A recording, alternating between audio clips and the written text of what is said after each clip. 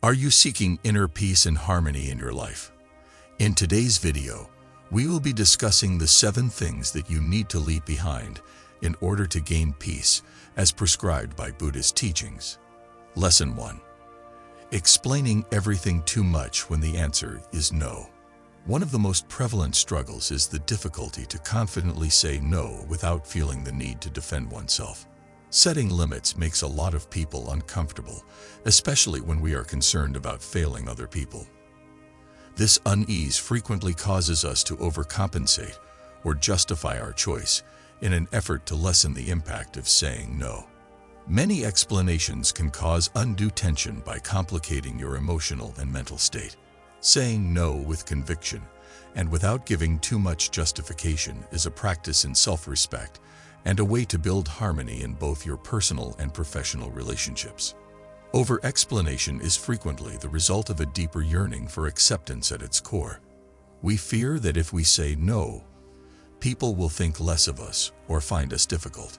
Because we are afraid of being judged, we tend to over-explain in the hopes that if we give a good enough explanation, the other person will accept our decision and not judge us less. Buddhism explains that behavior as a result of attachment to outside approval. We get tied to the idea of what other people think of us and worry that if we put limits, those opinions will suffer. We act against our actual nature as a result of this attachment, which leads to misery. When we have to say no, we get all knotted up trying to defend our decision, frequently at the price of our own mental health. An absorbed sense of obligation or guilt is another cause of over-explanation. Even when it costs us, we could feel obligated to ensure the comfort or happiness of others.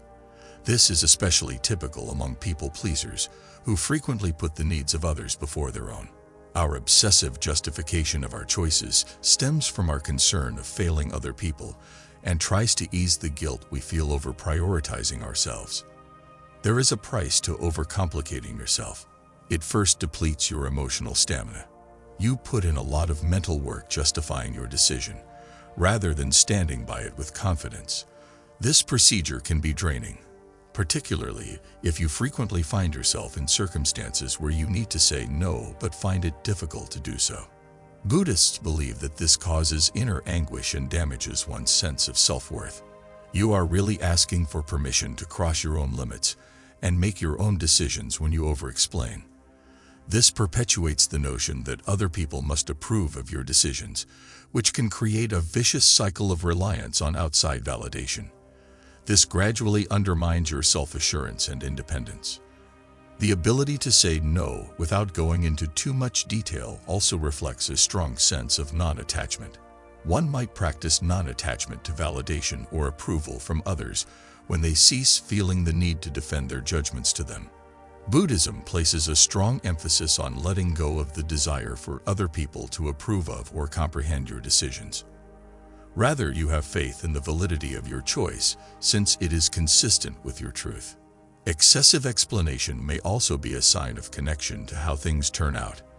You might be worried about how people will respond if you say no, so you might try to manage the situation by providing justifications. But this connection to the result puts your mental well-being in the hands of other people, which leads to suffering. You can find serenity in the decision itself, not in how it is accepted, if you let go of the urge to control how other people respond. A lack of confidence in one's own judgment is frequently the root cause of over-explanation. You might believe that if you can't provide reasons for your no, it doesn't matter. That being said, your choice is legitimate only because it is yours. Have faith in your ability to make the best decisions for yourself and in the fact that, despite the lack of understanding from others, your limits should be respected. Saying no is about respecting yourself and your needs, not about rejecting other people or starting a fight. You make room for serenity in your life when you can say no with clarity and without giving too much explanation. You release yourself from the weight of having to win people over and from the stress of having to defend your choices. Lesson 2. When you're not ready, forcing yourself to get over things. Healing and letting go are viewed in Buddhist philosophy as a gentle, progressive journey. It can be detrimental to force oneself to move on too soon because it will just make your misery worse rather than better. Buddhism emphasizes that the first step to real healing is acknowledging and accepting our emotional state, no matter how unpleasant. We reject our own feelings when we push ourselves to move on before we're ready. This denial causes an internal tug-of-war that frequently results in emotional repression when we suppress our feelings rather than facing them head-on. One part of us understands we need time to heal, while another part pushes us to just get over it. Repression merely serves to bury feelings deeper, where they can fester and resurface in dangerous ways. This is why it's problematic, since it doesn't actually make the emotions go away. Unresolved feelings might show themselves as physical sickness, worry, melancholy, or rage. We are effectively telling ourselves that our suffering is unimportant or unjustified when we deny ourselves the time and space to feel. The healing process may be made more difficult by these sentiments of self-blame or worthlessness brought on by this self-neglect.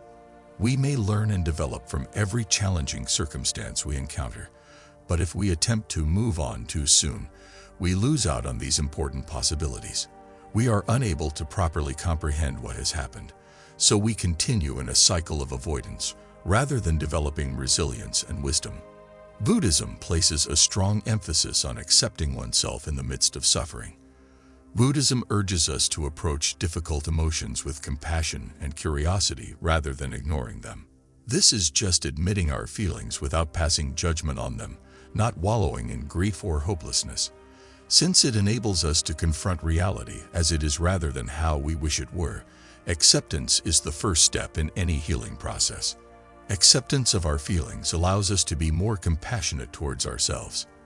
Compassion reminds us that it's normal to feel sad, angry, or confused, that these emotions are part of the human experience, and serves as the antidote to the harsh, critical voice that tells us we should be over this by now.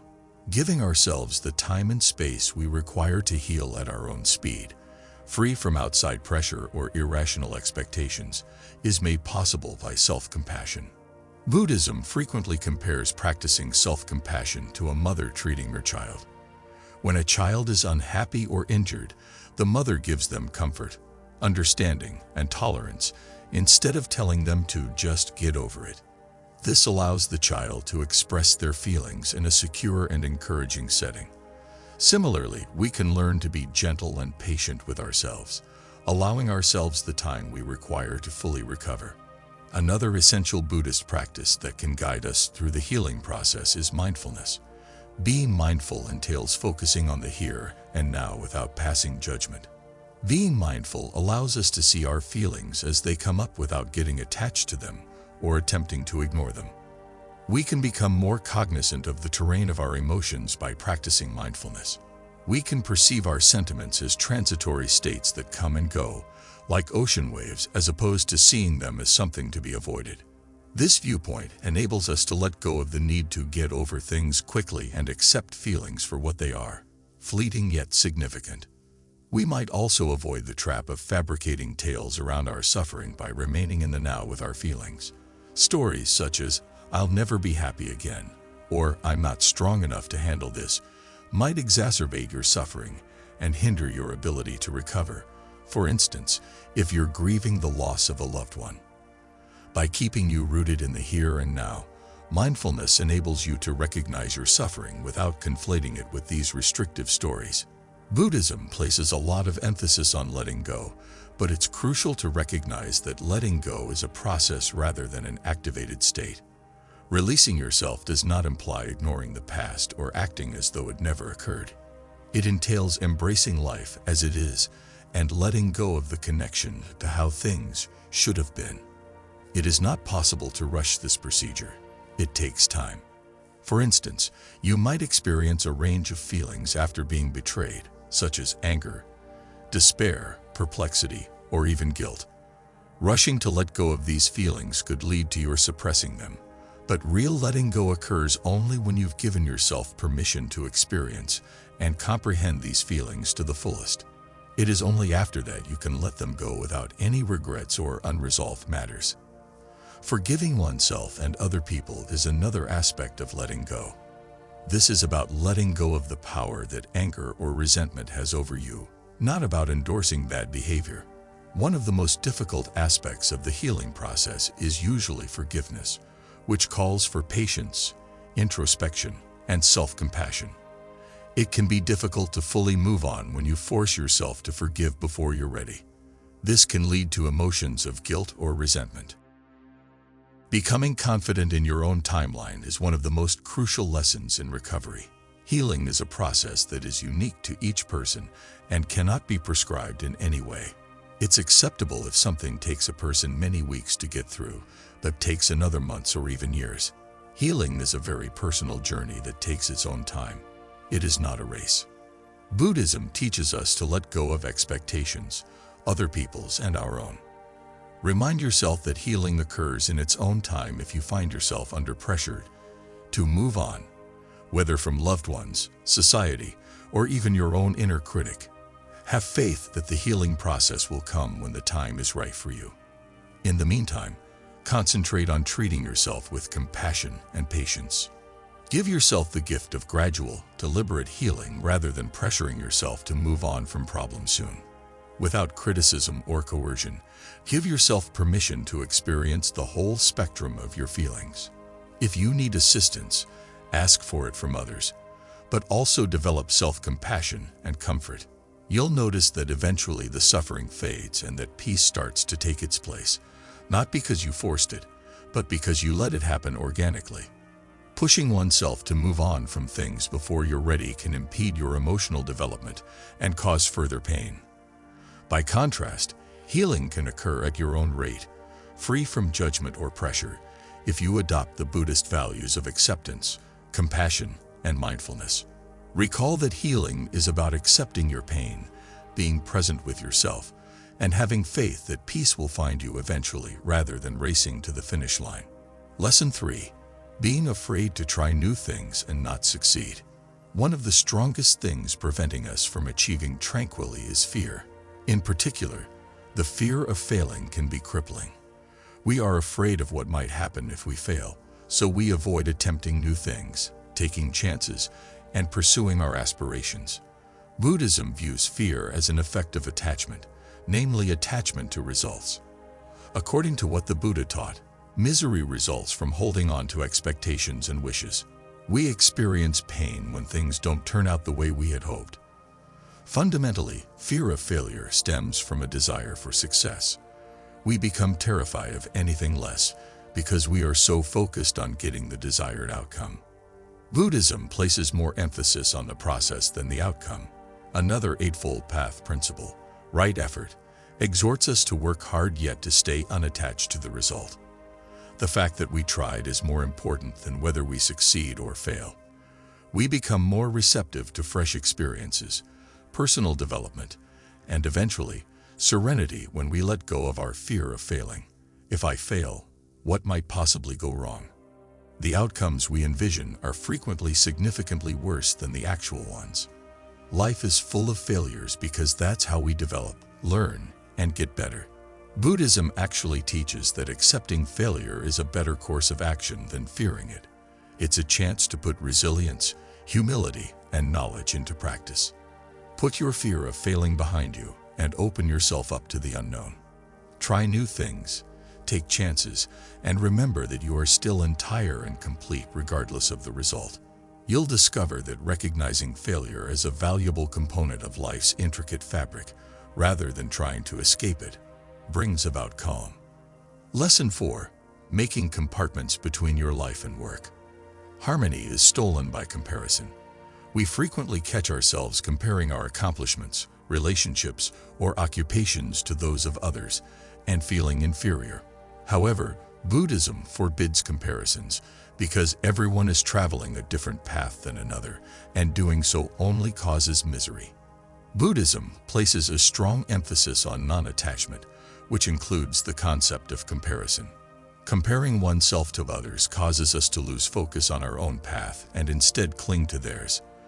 We lose sight of our own journey when we get preoccupied with what they own, what they've accomplished, or how they live. Buddhism encourages us to focus inner rather than outside. Being more accomplished than your peers or being superior to them will not bring you peace. It results from leading a life that is in line with your own principles and goals. The Buddha warns us that jealousy and envy are mental poisons that impair judgment and cause needless suffering. In actuality, each person's journey is unique. For someone else, what seems like success to you might not be rewarding. Give up the comparing habit and concentrate on your own development, accomplishments, and contentment, knowing that your life is exclusively yours and doesn't have to resemble anyone else's brings you serenity. Lesson 5. Overly concerned with issues you cannot affect.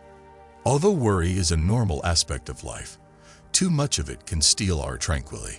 It takes a lot of mental energy to worry about things that are beyond your control because your efforts will not alter the situation. Buddhism offers acceptance as a potent remedy for anxiety. Impermanence, or the notion that nothing lasts forever and that everything is always changing, is one of the core lessons of Buddhism. We frequently attempt to fight against this reality when we worry. We want to be in charge of the future and make sure that everything goes as we have planned. However, the truth is that we are powerless over everything, and attempting to do so would only make us feel anxious and frustrated. Buddhism advises you to concentrate on what you can control, your own actions, thoughts, and responses, rather than worrying about what you can't. Give up trying to influence other people's situations and focus on yourself instead. You release yourself from the weight of concern when you acknowledge that there are things that are beyond of your control. This does not imply a lack of concern or passivity. It denotes that you approach life with composure and gracefully accept both the good and the bad. Worrying just robs you of your current tranquility. It has no effect on the future. Put an end to your excessive concern and have faith in life's course. Quietness arises from accepting the situation as it is, rather than resisting it. Lesson 6. Relying on outside approval to boost self-esteem. Many of us look to others for affirmation in our pursuit of tranquility. In an attempt to feel worthy or important, we go to our friends, family, or society for approval. However, true serenity in Buddhism originates internally, not externally. The Buddha emphasizes the value of accepting and being compassionate towards oneself.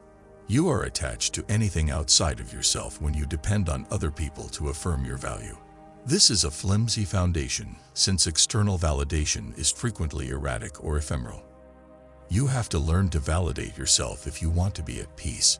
This doesn't imply that you disregard compliments or other forms of recognition. Rather, it only means that your feeling of value is independent of them. You give up control and let other people determine how you feel about yourself when you rely too much on outside approval.